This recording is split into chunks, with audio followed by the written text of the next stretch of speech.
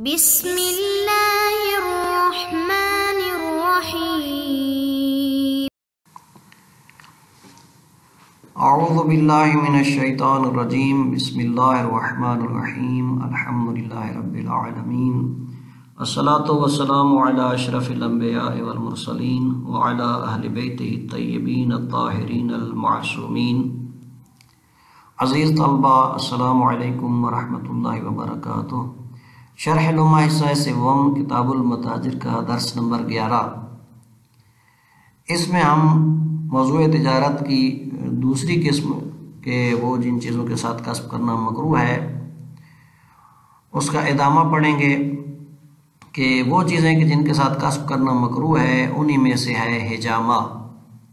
یعنی پچھے لگوانا، خون نکلوانا، خون نکالنا۔ اسی طرح ضراب الفحل یعنی جفت گیری کے لیے ایک نر حیوان کہ جس کے ذریعے جفت گیری کا عمل انجام دے کر اس کا عوض لینا، یہ بات پڑھیں گے کہ اس کا کیا حکم ہے۔ اسی طرح قصب صبیان، بچوں کے ذریعے کمائی کرنا، یعنی وہ جو نابالغ ہیں ابھی آیا ان کے ذریعے کسب کرنا، یعنی وہ کوئی معاملہ انجام دیتے ہیں اور اس کے ذریعے وہ کچھ مال کسب کر کے آتے ہیں تو اس کا کیا حکم ہے۔ اور آخر میں ہم پڑھیں گے تجارت کی 5 اقسام: واجب، حرام، مستحب، مکروہ اور مباح۔ خلاصۃ درس کا خلاصہ عرض کرتے ہیں۔ والحجامت، ہم پڑھ رہے تھے کہ مکروہ کے جن چیزوں کے ساتھ کسب کرنا مکروہ ہے، فرمایا تھا فقط صرف، جیسا کہ صرف یعنی رقم تبدیل کرنا، پیسے تبدیل کرنا، اسی طرح ذباحہ، نساجہ وغیرہ۔ اور اب حجامہ پچھے لگوانا، یعنی پچھے لگانا، خون نکالنا۔ یہ طب نبوی میں آیا ہے کہ بعض طریقوں کے ساتھ خون نکالا جاتا ہے، یعنی بعض جگہوں سے۔ تو یہ حجامہ البتہ اس کی اجرت کی شرط کے ساتھ، اس میں اگر اجرت شرط لگائی گئی ہو کہ اس کے عوض میں اجرت لیں گے تو اس صورت میں ایسا کرنا مکروہ ہے، البتہ بغیر اجرت کے پھر وہ مکروہ نہیں ہے۔ وَضِرَابِ الْفَحْلِ، اسی طرح مکروہ ہے کہ اگر کوئی انسان ایک نر حیوان کی پرورش کرتا ہے اور اس کو پالتا ہے تاکہ اس کے ذریعے وہ جفت گیری کا عمل انجام دلواتا ہے اور اس کے بدلے میں اس کی اجرت لیتا ہے، یعنی مثلا جتنے مرتبہ وہ نر حیوان مثلا فرض کریں مرتبہ وہ جفت گیری کرے گا، اس کی ہر مرتبہ کے بدلے میں یعنی ہر دفعہ کے بدلے میں یا اس میں وہ مدت کو معین کر لیتا ہے کہ اتنا وقت اگر یہ جفت گیری کرے گا تو اس کے بدلے میں اتنی اجرت لوں گا، تو اس کے بدلے میں یعنی اس ضراب فعل، یعنی ایک فعل کہتے ہیں نر حیوان کو، ضراب یعنی جفت گیری یعنی اس کی مدت یا یعنی دفعات معین کر کے اس کے بدلے میں اجرت لینا، یعنی اس کے ذریعے کمائی کرنا، کسب کرنا، یہ بھی مکروہ ہے۔ ہاں البتہ اگر یہ ویسے انجام دلواتا ہے اور جس شخص جو آیا تھا یعنی وہ مادہ حیوان کو لے کر اگر وہ کرامت کے طور پر ویسے اس کے احسان کے بدلے کے طور پر اس کو کچھ دے دیتا ہے بعد میں تو وہ مکروہ نہیں ہے، خود اس کو معین کر کے اس کے بدلے میں لینا یہ کیا ہے، مکروہ ہے۔ اس طرح وقصب الصبیان ہے، مکروہ ہے بچوں کی کمائی،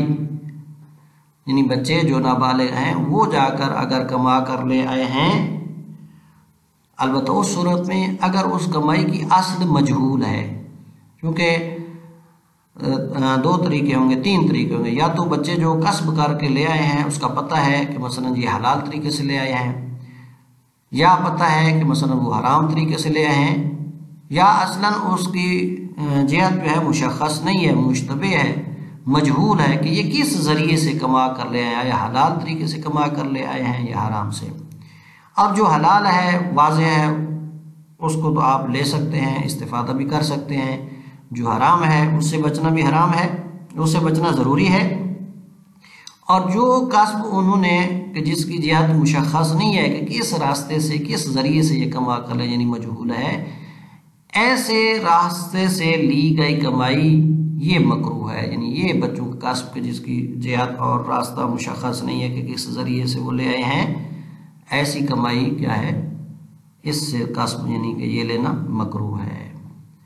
اور اسی طرح وَمَنْ لَا يَجْتَنِبُ عَنِ الْمُحَرَّمِ، ایسے شخص کی کسب سے کہ جو حرام سے اجتناب نہیں کرتا ہے، یعنی لاپرواہ شخص ہے، جو بھی آ جائے حلال حرام اس کے کوئی خیال نہیں رکھتا ہے، اس شخص کی کمائی سے کمانا بھی کیا ہے، وہ بھی مکروہ ہے۔ تو یہ دوسری قسم تھی موضوع تجارت کی۔ اب آئے تیسری قسم، وَالْمُبَاحُ مَا خَلَا عَنْ وَجْهِ رُجْحَانٍ عَنِ الطَّرَفَيْنِ۔ تیسری قسم موضوع تجارت کی مباح، یعنی وہ چیزیں کہ جن کے ساتھ کسب کرنا مباح ہے۔ مباح کہتے ہیں وہ ہوگی کہ جو دونوں طرفوں سے رجحان کی وجہ سے خالی ہو، یعنی نہ ہی اس میں یہ رجحان پایا جاتا ہو حرمت والا، اور نہ ہی یعنی عدم انجام دینے کا، یعنی نہ ہی اس کے ساتھ کمانا حرام ہو اور نہ ہی اس کے ساتھ کمانا حرام نہ ہو۔ یعنی مباح وہ ہے کہ جو طرفین، یعنی نہ ہی اس میں طرف راجح پائی جاتی ہو اور نہ ہی طرف مرجوح پائی جاتی ہو، تو ان چیزوں کے ساتھ کسب کرنا کیا ہوگا، مباح ہوگا۔ ثم التجارت تنقسم باقسام الاحکام الخمسہ۔ پھر اس کے بعد آتے ہیں دوسری بحث جو ہماری تھی کہ خود تجارت۔ ابھی تک ہم موضوع تجارت کی بحث کرتے رہے ہیں کہ موضوع تجارت 3 قسموں میں تقسیم ہوا تھا، محرم، مکروہ اور مباح۔ اب خود تجارت یہ تقسیم ہوتی ہے احکام خمسہ میں، یعنی اس کی 5 قسمیں بنتی ہیں، واجب، مستحب، مباح، مکروہ اور حرام۔ واجب وہ ہے ایسی تجارت کے مثلا جس کے اوپر موقوف ہو آپ کا نان و نفقہ اور ان افراد کا نان و نفقہ کہ جن کا معاونہ آپ پر واجب ہے، جن کا نان و نفقہ آپ پر واجب ہے۔ اگر تجارت کے علاوہ اور کوئی ایسا ذریعہ نہیں ہے جس کے ذریعے آپ کسب کریں تو پھر تجارت کیا ہو جائے گی، واجب ہو جائے گی۔ اسی طرح نوع انسانی کے نظام کو چلانے کے لیے بھی بعض اوقات تجارت کیا ہوتی ہے، واجب ہوتی ہے۔ مستحب کہ جس کے ذریعے مثلا کہتے ہیں مستحب حاصل ہو، یعنی اہل و عیال کے لیے آپ وسعت جس تجارت کے ذریعے کسب کریں تاکہ وہ آسانیاں ہوں ان کے لیے نان و نفقہ سے ہٹ کر، تو یہ مستحب میں آ جائے گی۔ مباح جس میں فقط آپ مال کی زیادتی چاہتے ہیں، نہ اس میں کوئی جہت راجحہ پائی جاتی ہے اور نہ ہی مرجوحہ پائی جاتی ہے۔ مکروہ اور حرام یعنی آیان ایسی چیزیں کہ جن کے ساتھ کسب کرنا مکروہ تھا تو وہ تجارت مکروہ میں چلی جائے گی، اور ایسی چیزیں کہ جن کے ساتھ کسب کرنا حرام تھا تو ایسی تجارت کہاں حرام میں چلی جائے گی۔ والحجامت مع شرط الاجرت، یعنی مکروہ ہے جیسا کہ صرف تھا، اسی طرح حجامت یعنی پچھے لگوانا، خون نکالنا، البتہ اجرت کی شرط کے ساتھ۔ اگر شرط اجرت کی لگائی گئی ہے تو پھر یہ کام مکروہ ہے۔ لا بدون، بغیر اجرت کے یہ کام کرنا پھر مکروہ نہیں ہے۔ کما قید المصنف فی غیرہ، جیسا کہ مصنف نے اس کی قید لگائی ہے اس لمحہ کے غیر میں، یعنی وہاں پر یعنی یہ عدم اجرت والی شرط لگائی ہے۔ وغیرہ، اور غیرہ کا عطف مصنف پر جائے، اور جیسا کہ مصنف کے غیر نے بھی یہ شرط یا یہ قید لگائی ہے، یعنی حجامت مکروہ ہوگی جب اجرت کی شرط ہوگی۔ تو وَدَلَّ عَلَيْهِ الْخَبَرُ، وَدَلَّ عَلَيْهِ الْخَبَرُ، اور خبر بھی اسی پر دلالت کرتی ہے کہ یعنی حجامت اس صورت میں مکروہ ہے جب اجرت کی شرط ساتھ ہو تو۔ وَظَاهِرُهُ ہونا الاطلاق، لیکن یہاں پر جو ظاہر ہو رہا ہے وہ اطلاق ہے، چونکہ یہ شرط الاجرہ والی بات جو ہے یہ شہید ثانی نے فرمایا، یہ مع شرط الاجرہ شہید ثانی نے کہا ہے۔ متن کو دیکھا جائے تو اس میں فقط والحجامت صرف لفظ حجامہ آیا ہے، یعنی مطلق آیا بغیر کسی قید کے، تو وظاہر ہونا یہاں پر جو ظاہر ہو رہا ہے الاطلاق، تو وہ اطلاق ہے، یعنی مطلقاً شعبہ یعنی حجامت والا یہ مکروہ ہے۔ وَضِرَابِ الْفَحْلِ، بأن يوجره لذلك مع ضبطه بالمرة والمرأة المعينة أو بالمدة ولا کراہۃ فیما یدفع الیہ علی جہۃ الکرامۃ لعجلہ، اور مکروہ ہے نر حیوان کی جفتگیری کروانا اس طرح کہ بأن یؤجرہ کہ وہ شخص اسے اجرت پر دیتا ہے لذالک اس جفتگیری کے لیے مع ضبطہ بالمرۃ والمرات ساتھ اس کے معین کرنے کے ایک مرتبہ یا کئی مرتبہ کو یا مرات معینہ کو یعنی کئی معین دفعات کو معین کرنے کے ساتھ کہ اتنی مرتبہ، اگر ایک مرتبہ مثلا جفتگیری کرے گا تو اتنی رقم، اگر اتنی مرتبہ مثلا 5 مرتبہ فرض کرو اگر وہ جفتگیری کرے گا تو اس کے بدلے میں فرض کرو 5000، او بالمدت یا مدت کو معین کرنے کے ساتھ مثلا 1 دن 2 دن 1 گھنٹہ 2 گھنٹے، اس طرح وہ اجرت پر اس کو دیتا ہے جفتگیری کے لیے اس کے دفعات کو معین کرنے کے ساتھ یا مدت کو معین کرنے کے ساتھ، اور اس کے عوض میں کچھ لیتا ہے، تو ایسا کرنا کیا ہے؟ مکروہ ہے۔ ولا کراہۃ فیما یدفع الیہ علی جہۃ الکرامۃ لعجلہ، ہاں البتہ اگر اس کو دیا جاتا ہے کرامت کے طور پر یعنی احسان کے طور پر، چونکہ اس نے احسان کیا ہے، یہ نر حیوان دیا ہے جفتگیری کے لیے، اگر اس کو اس کے عوض میں دیا جاتا ہے تو پھر وہ مکروہ نہیں ہے اگر پہلے سے معین نہیں تھا تو۔ ولا کراہت نہیں ہے فیما یدفع اس میں کہ جو اس کو دیا جائے دفع کیا جائے اس کی طرف الیہ اس کی طرف علی جہۃ الکرامت کرامت کے طور پر، عزت و اکرام کے طور پر، لعجلہ اس وجہ سے کہ اس نے مثلا نر حیوان دیا ہے جفتگیری کے لیے، تو ایسا مکروہ نہیں ہوگا۔ وکسب الصبیان، اور مکروہ ہے بچوں کے ساتھ کسب کرنا، یعنی بچوں کی کمائی گئی دولت مال جو ہوگا اس میں یعنی وہ بھی کیا ہوگا؟ مکروہ ہوگا۔ البتہ المجہول اصلہ، وہ مال کہ جس کی اصل کیا ہو؟ مجہول ہو۔ ایک دفعہ پتہ ہے کہ بچے نے حلال طریقے سے مثلا لے کر آیا ہے، کما کر لے آیا ہے، تو اس میں تصرف ٹھیک ہے۔ اگر پتہ ہے کہ وہ حرام طریقے سے لے کر آیا ہے تو اس میں تصرف ممنوع ہے، یعنی آپ اس کو استعمال نہیں کر سکتے۔ اور اگر اس کی اصل مجہول ہے، نہیں پتہ کہ یہ حلال راستے سے لے کے آیا ہے یا حرام سے، تو اس میں یعنی یہ کسب جو ہے اس میں تصرف کیا ہوگا؟ مکروہ ہوگا۔ کیوں؟ لما یدخلہ من الشبہۃ الناشئۃ، چونکہ اس میں ایک ایسا شبہ پایا جاتا ہے اس بچے کے مال میں کہ جو شبہ پیدا ہوتا ہے اجتراء الصبی علی ما لا یحل، کیونکہ بچے میں یہ جرأت ہوتی ہے اس کام کے انجام دینے میں کہ جو اس کے اوپر حلال نہیں ہے، یعنی بچہ بعض اوقات یہ چونکہ چیز حلال نہیں ہے اس پر اس کو انجام دینے میں وہ جرأت جو ہے رکھتا ہے، یعنی اس کو انجام دیتا ہے۔ کیوں؟ لجہلہ، یا تو اس وجہ سے کہ وہ اس کے حکم سے جاہل ہے، اور علم ہی بے ارتفاع القلم عنہ، یا نہیں جانتا ہے کہ اس کی جو تکلیف ہے تکلیف شرعی اس کی قلم اس سے اٹھائی گئی ہے، یعنی اس کے لیے کوئی سزا اور جزا نہیں ہے، اس وجہ سے وہ کہتا ہے کہ اگر حرام بھی ہے تو کوئی بات نہیں ہے، میں اس کو انجام دیتا ہوں چونکہ اس کی مجھے تو سزا ملنی نہیں ہے۔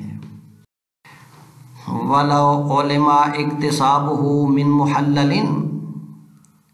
اگر جانا جائے کہ یہ بچہ جو مال لے کر آیا ہے اس نے کسب کیا ہے ایک حلال طریقے سے، فلا کراہت، تو اس کے میں آپ کراہت نہیں ہے، آپ اس کو استعمال کر سکتے ہیں۔ وَإِنْ أَطْلَقَ الْأَكْثَرُ، اگرچہ اکثر علماء نے اس کو مطلق کہا ہے، یعنی مطلقاً بچے کی کمائی اور کسب جو ہے اس کو مکروہ کہا ہے، یعنی اس بات کا استثناء نہیں کیا ہے۔ کما انہ لو علم تحصیلہ او بعضہ من محرم وجب اجتنابہ، اور جیسا کہ اگر جان لیا جائے کہ اس نے یہ مال حاصل کیا ہے سارے کا سارا، او بعضہ، یا علم ہو جائے اس کی تحصیل، اس کی بعض کی تحصیل، او علم لو علم تحصیلہ او بعضہ، اس کی تحصیل یا اس کے بعض کی تحصیل، من محرم، کہ وہ کسی حرام راستے سے آئی ہے، تو واجب اجتنابہ، تو یا اگر سارا حرام سے آیا تھا تو سب سے اجتناب ضروری ہے، اور اگر بعض اس کا حرام تھا اور وہ بعض معین تھا تو اس سے بھی اجتناب ضروری ہے۔ او اجتناب ما علم منہ او اشتبہ بہ، یا اگر معلوم ہے کہ اس میں سے کون سی مقدار جو ہے وہ حرام راستے سے آئی ہے، تو اب اس سے کیا ہے اجتناب ضروری ہے۔ او اشتبہ بھی، یا اگر معلوم ہے او اجتناب ما علم منہ، یعنی یہ علم ہے کہ سارے کا سارا حرام کے طریقے سے آیا ہے تو اسے اجتناب ضروری ہے، یا اگر اس میں یہ تھا کہ کچھ حرام راستے سے آیا ہے کچھ حلال سے آیا ہے، لیکن یہ مشخص نہیں ہے کہ حلال والا کون سا ہے اور حرام راستے سے لیا گیا کون سا ہے، تو اب یہاں پر بھی تمام سے اجتناب کرنا ضروری ہوگا۔ بس یہ ایک صورت یہ بنے گی کہ سارے کے علم ہے کہ وہ حلال طریقے سے آیا ہے تو اس کو آپ تصرف اس میں کر سکتے ہیں۔ اگر یہ پتہ چلا ہے کہ بعض جو ہے وہ پورے کا پورا حرام سے آیا ہے تو اس سے اجتناب، یا اگر بعض جو ہے وہ حرام سے ہے اور اگر وہ بعض معین ہے تو اس سے اجتناب ضروری ہوگا، اور اسی طرح اگر سب کا علم ہے کہ حرام سے آیا تو اس کا اجتناب بھی ضروری ہوگا، اور اگر اس میں سے مشتبہ ہے نہیں پتہ کہ حلال کے راستے سے کون سا ہے اور حرام سے، تو اس صورت میں بھی سارے سے اجتناب کیا ہوگا ضروری ہوگا۔ وَمَحَلُّ الْكَرَاهَةِ تَكَسُّبُ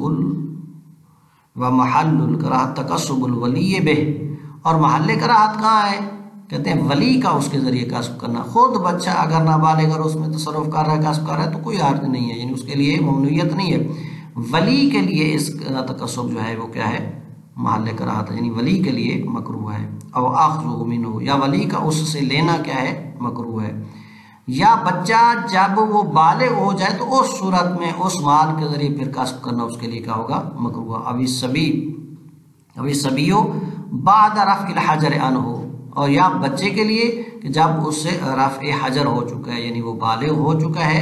تو اس صورت میں بھی اس کے لیے ان سے کسب کرنا کیا ہوگا یعنی مکروہ ہوگا، ورنہ بلوغ سے پہلے اس میں تصرف کر سکتا ہے۔ وَقَضَا يُكْرَهُ كَسْبُ مَنْ لَا يَجْتَنِبُ الْمُحَرَّمُ فِي كَسْبِهِ، اور اسی طرح مکروہ ہے اس شخص کے مال کے ذریعے کسب کرنا کہ جو حرام سے اجتناب نہیں کرتا ہے اپنے کسب میں۔ وَقَضَا يُكْرَهُ كَسْبُ مَنْ لَا يَجْتَنِبُ الْمُحَرَّمُ فِي كَسْبِهِ، اور اسی طرح مکروہ ہے ایسے شخص کا کسب کرنا کہ جو اپنے کسب میں حرام سے اجتناب نہیں کرتا ہے۔ وَالْمُبَاحُ مَا خَلَا عَنْ وَجْهِ رُجْحَانٍ مِنَ الطَّرَفَيْنِ بِأَنْ لَا يَكُونَ راجحاً وَلَا مَرْجُوحًا لِتَحَقُّقِ الْإِبَاحَةِ۔ اب تیسری قسم وہ چیزیں کہ جن کے ساتھ کسب کرنا مباح ہے، کہتے ہیں مباح وہ ہوگی کہ جو وجہ رجحان سے خالی ہوں دونوں طرفوں سے، یعنی نہ اس میں راجح طرف راجح پائی جاتی ہو اور نہ ہی مرجوح، تو ان چیزوں کے ساتھ کسب کرنا کیا ہوگا مباح ہوگا۔ ولا مرجوحن، یعنی نہ فلا بیان لا یکون راجحن، نہ مثلا اس میں طرف راجح پائی جاتی ہے اور نہ ہی مرجوح پائی جاتی ہے، لتتحقق الاباحۃ، تاکہ اباحہ کیا ہو اس میں محقق ہو۔ ثم التجارت وہی نفس التکسب، پھر تجارت یعنی خود تکسب خود کمانا، تنقسم باقسام الاحکام الخمسۃ، یہ تقسیم ہوتا ہے احکام خمسہ کی اقسام میں، یعنی واجب،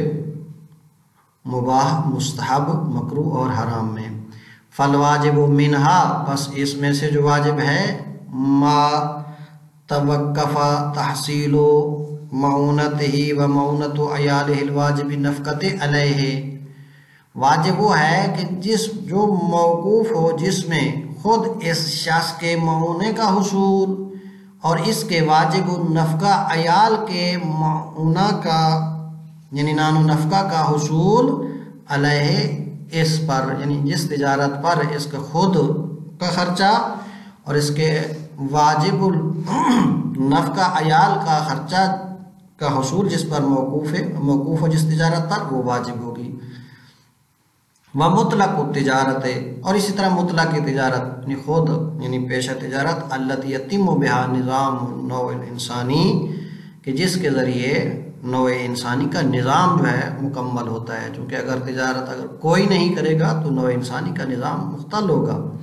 تو اس نظام کو چلانے کے لیے بھی مثلاً بسا اوقات تجارت کیا ہے واجب ہے، تو یہ واجب میں آ جائیں گے۔ فَإِنَّ ذَلِكَ مِنَ الْوَاجِبَاتِ الْكِفَائِيَّةِ، البتہ یہ نوع انسانی کے نظام کو چلانے کے لیے تجارت یہ واجبات کفایہ میں سے ہے۔ وَإِنْ زَادَ عَلَى الْمَعُونَةِ، یہ معونہ سے زائد بھی کیوں نہ ہو۔ والمستحب ما یحصل به المستحب، اور مستحب تجارت میں سے وہ ہے کہ جس کے ذریعے مستحب حاصل ہو، اور وہ مستحب کیا ہے؟ وَهُوَ التَّوْسِعَةُ عَلَى الْعِيَالِ، اپنے اہل و عیال کی وسعت، یعنی ان کے لیے آسانیاں نفقہ سے ہٹ کر اور زیادہ ان کے پاس ہونا تاکہ وہ آسانی سے زندگی گزاریں۔ اور اسی طرح وَنَفْعُ الْمُؤْمِنِينَ، باقی مومنوں کو نفع پہنچانا۔ وَمُطْلَقُ الْمُحَاوِيجِ غَيْرِ الْمُسْتَرِينَ، مستر لوگوں کے علاوہ باقی محتاجوں کی مدد کے لیے یعنی تجارت کرنا یہ کیا ہے؟ مستحب ہے، کیونکہ مستر لوگوں کو دینے کے لیے تو پھر تو واجب ہو جائے گی۔ والمباح ما یحصل به الزیادۃ فی المال من غیر الجہات الراجحۃ والمرجوحۃ، اور مباح یعنی قسم جو بنے گی تیسری اس کی کہ جس کے ذریعے مال میں زیادتی حاصل کی جائے بغیر اس کے کہ اس میں کوئی جہات راجحہ پائی جائیں یا مرجوحہ۔ راجحہ میں مثلا جیسا کہ وجوب کے واجب کے لیے تھا کہ اس کو انجام دینا واجب ہے بچوں کے نان و نفع وغیرہ کے لیے، یا اسی طرح استحباب والی بھی اس میں کوئی طرف نہیں پائی جاتی ہے۔ والمرجوحہ، اور نہ ہی اس میں مرجوحہ مثلا مکروہ اور حرام والی جن چیزوں کے ساتھ کسب کرنا مکروہ ہے یا حرام ہے، نہ ہی وہ جہت پائی جاتی ہے۔ والمکروہ والحرام، آخری یعنی چوتھی قسم جو ہے مکروہ اور پانچویں حرام، یہ کون سی ہوگی؟ التکسب بالاعیان المکروہۃ والمحرمۃ، یعنی وہ چیزیں کہ جن کے ساتھ کسب کرنا مکروہ ہے ان کے ساتھ تجارت کرنا مکروہ ہوگی، اور جن چیزوں کے ساتھ کسب کرنا حرام ہے وہ تجارت اگر ان کے ذریعے تجارت کی جا رہی ہے تو وہ تجارت حرام ہوگی۔ وقد تقدمت، اور اس کا ذکر پیچھے گزر چکا ہے۔ وصلی اللہ علی محمد وآلہ